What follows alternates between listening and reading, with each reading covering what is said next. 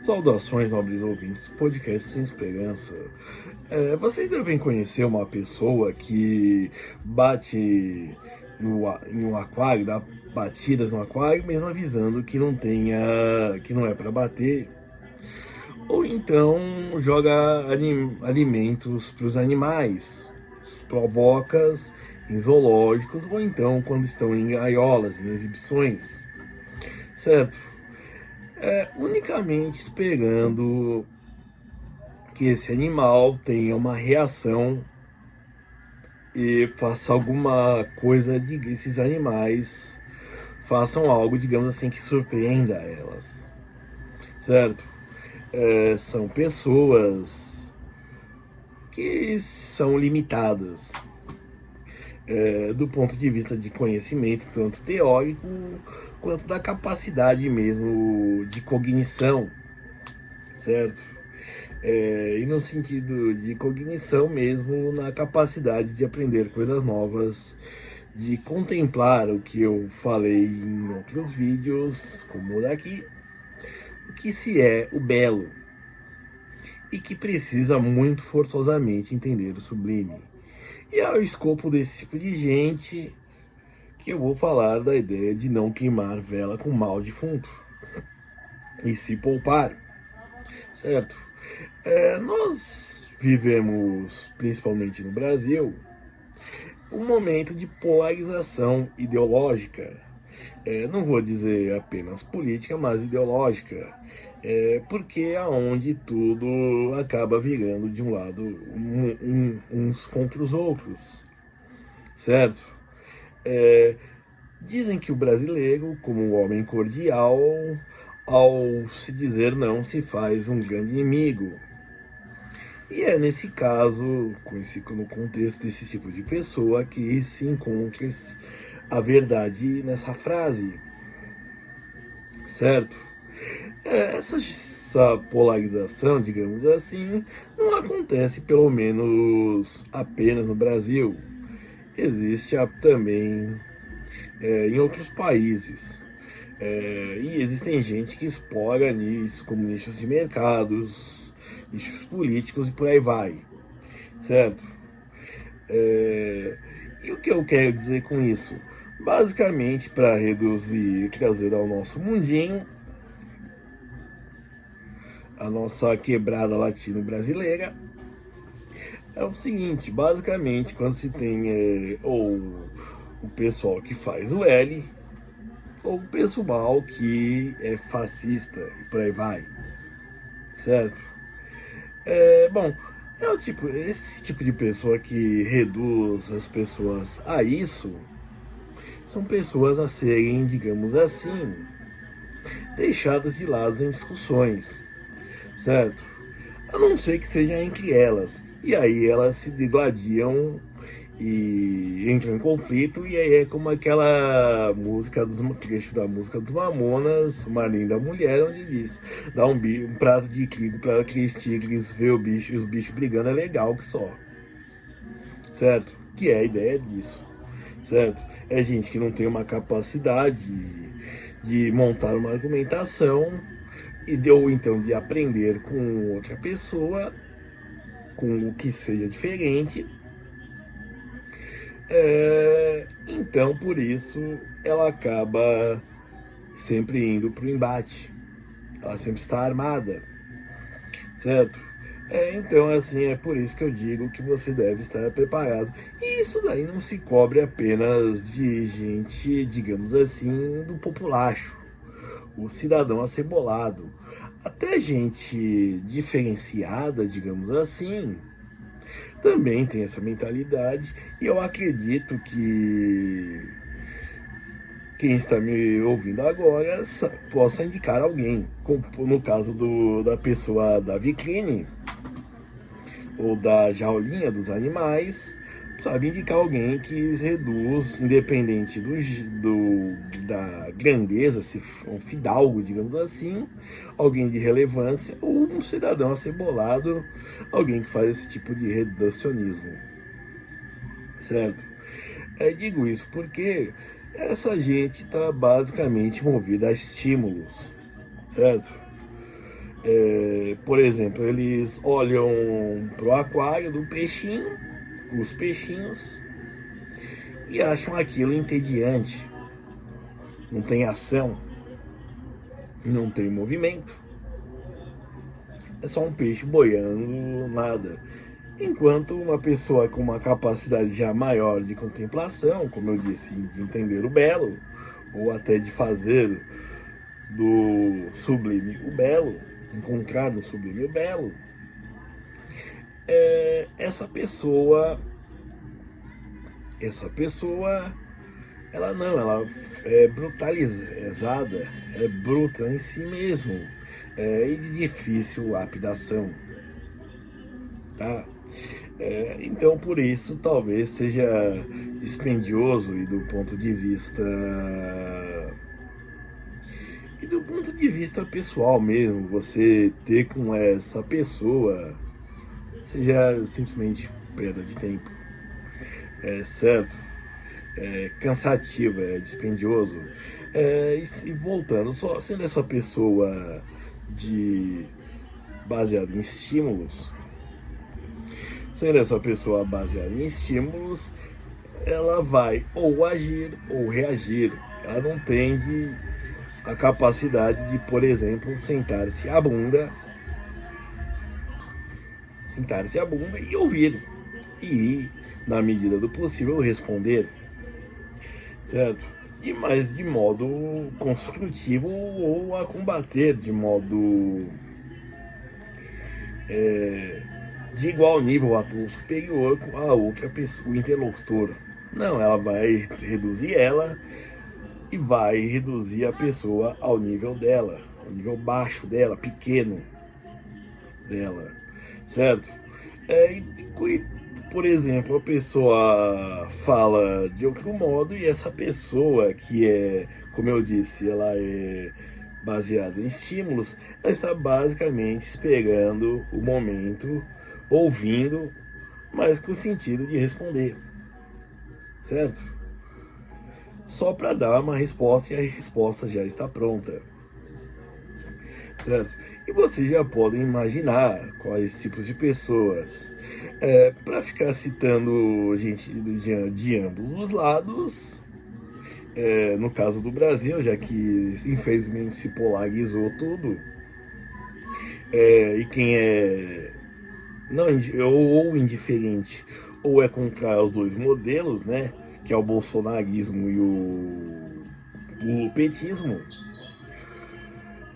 são seres invisíveis ou são jogados para outro lado, ficam swingando, digamos assim, certo? Ficam swingando conforme as contrariedades desse povo, certo? E, bom, é basicamente nesse tipo de coisa, nesse tipo de envolvimento que você vai entender quais são os argumentos básicos. Por exemplo, dizer que comunismo matou milhões e não deu certo. Só que se você pensar que o comunismo é uma forma, digamos assim, pós-institucionalizada de anarquismo. E aí, se você for pensar que a União Soviética, como Estado, nunca chegou a ser uma anarquia. Ela era disfuncional, mas não era anárquica. Ou dizer que o nazismo era de esquerda. Certo? Vamos pegar, por exemplo, o termo nacionalismo, que já existe, nacional-socialismo, que já existia antes do Hitler. O Hitler entrou no partido como espião, gostou do que ouviu e cresceu como orador também no partido, apesar do partido ter na época se limitado a uma cervejaria, né, e os arredores, mas mesmo assim, quando se fazia coligações, digamos assim, era sempre com conservadores e esquerdistas, não com comunistas ou até social-democratas, por exemplo. Era sempre com direitistas. E era dos mais radicais, como eles,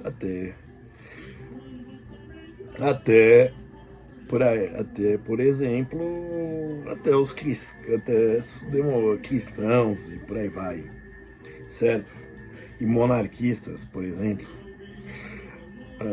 Particularmente essa última foi essencial para fazer a indicação dele para primeiro chanceler.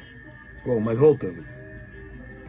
Então, algumas coisas conspiracionistas, mesmo, por exemplo, o Olavo de Carvalho, que que é um dos maiores pensadores brasileiros do final do século XX e início do XXI, ele falha frondosamente nisso de teorias das conspirações, no seu conspiracionismo, achando que há alguma lógica, alguma racionalidade enigmática no mundo. E aí há pessoas que, por exemplo, também exageraram como em crenças na vacina, como, por exemplo, gente que tomou 5 doses,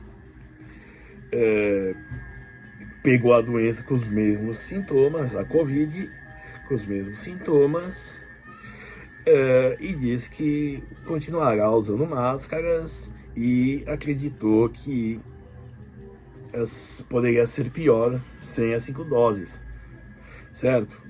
Tomou repetidas vezes a vacina e continuou tendo a doença com os mesmos sintomas e a mesma intensidade das outras vezes. É isso que eu queria dizer. Então, assim, só para citar exemplos. Ou ainda pior, teve gente que tatuou o logotipo da Pfizer.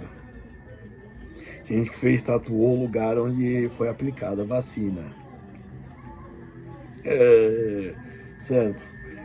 Bom, basicamente,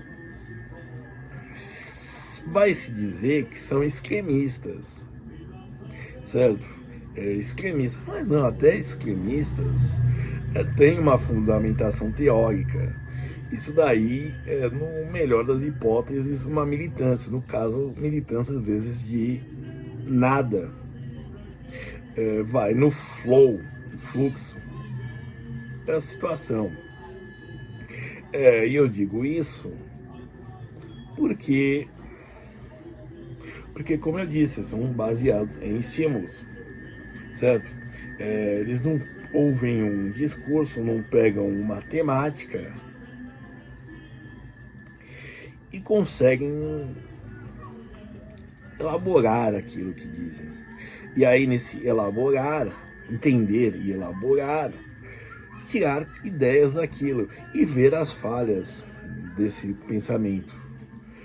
Como eu digo, voltando ao caso do aquário, enquanto essas pessoas deveriam ver os peixes, por exemplo, dizer, o peixe tal, ele deve ser de uma espécie assim, os azuis com pinta vermelha, por exemplo, são os machos, e os azuis com a cauda roxa são as fêmeas. Ou então, o outro peixe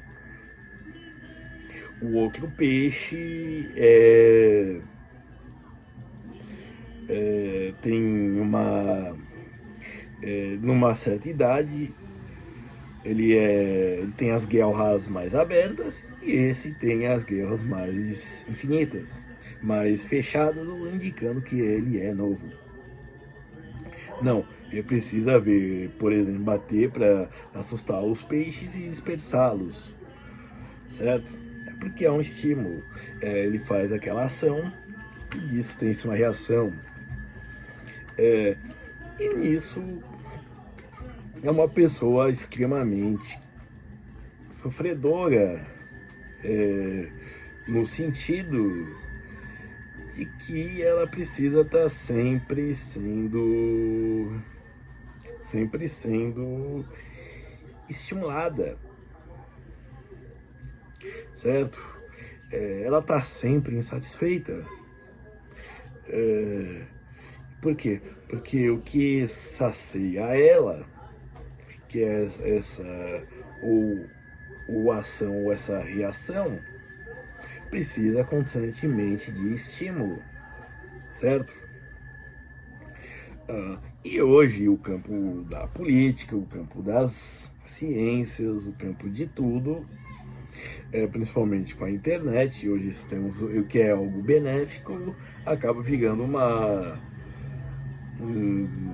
um campo, uma arena pública, só que uma arena de gladiadores. E no caso, ao invés de, por exemplo, pegarem uma palestra sobre um assunto de, digamos, que tenha uma hora, ou sobre vários assuntos, várias palestras diferentes, de autores diferentes, de autores palestrantes diferentes sobre o mesmo autor, por exemplo, não, essa pessoa ela prefere uma redução em uma frase, certo? Ela não tem paciência porque ela precisa de estímulo, certo?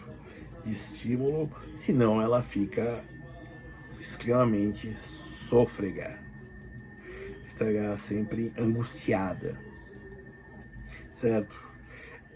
E nisso que ela precisa de estímulo, ela também estimula para sentir o estímulo. E aí que entra a ideia pouco contemplativa de que se precisa, na hora do debate, falar com o seu contendor, dizer que ele é o quê? Que ele ou faz o L ou ele é um bolso fascista. Não muda muito, certo? Você vai se armar de bons argumentos, vai explicar contexto e vai queimar a vela com um mal defunto dizendo que você faz o L ou então que você é um fascista, certo? Também envolve coisas como, por exemplo, a ideia de trans. Deixa o trans ser trans, afinal ele quer parecer, certo? E você, de certa forma, essa pessoa, de certa forma, ela não vai entender isso, porque ela vai achar também uma ofensa pessoal, mas